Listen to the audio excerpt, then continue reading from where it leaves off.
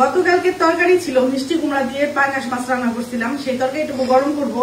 শুকনো মরিচ ভাজি করছি, শাক ভাজি করতেছি, আর সাথে হচ্ছে গিয়া 2টা ডিম পোস্ট করছি দুপুরে, আজকে দুপুরে খাওয়ার জন্য।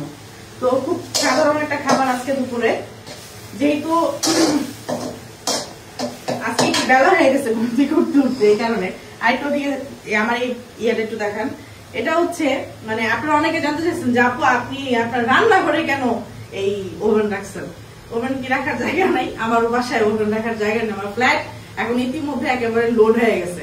ওইখানে মানে আমি যে হাঁটি আমার নিজেরই হাঁটার রাস্তা মানে সব পড়ে গেছে। তো এই কারণে আমি এখানে ডিপ রাখছি। আর ডিপের উপরে আমি মানে আমার যে ওভেনের জন্য যে আমি একটা ক্যাবিনেট কিনবো, ওভেনের একটা ক্যাবিনেট কিনবো, ওই ক্যাবিনেটটা রাখার জায়গা নেই। এই কারণে আমি কিনতে পারতেছি না। তো এই কারণে আমার এটা এখানে নিয়ে আসছে, যখন কাজ করি তখন রুমে নিয়ে যাই, নিয়ে কাজ করে আবার এখানে রাখি। আর ডিপ এখানেই থাকবে, কারণ ওই পাশে পুরো একবারে লোড হয়ে গেছে জায়গা। ঠিক আছে।